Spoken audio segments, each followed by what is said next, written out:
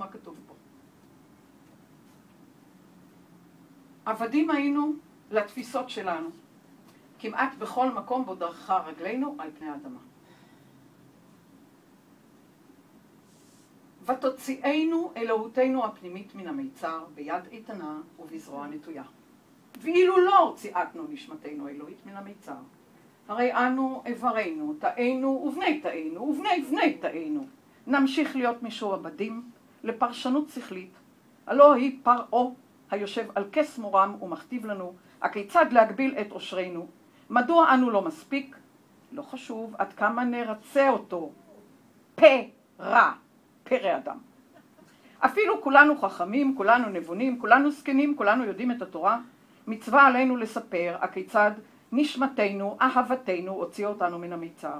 וכל המרבה לספר הכיצד משה את עצמו מן הבור, הרי זה משובח. אין לנו בן חורים, אלא מי אשר מכיר באלוהותו, אלוהות אשר בצלמה הרגשי נוצרנו. כל אחד מסמן את דרכו אל הגאולה, אל ארץ פנימית מובטחת, ובכך חירות עולם. זה כל ההגדה?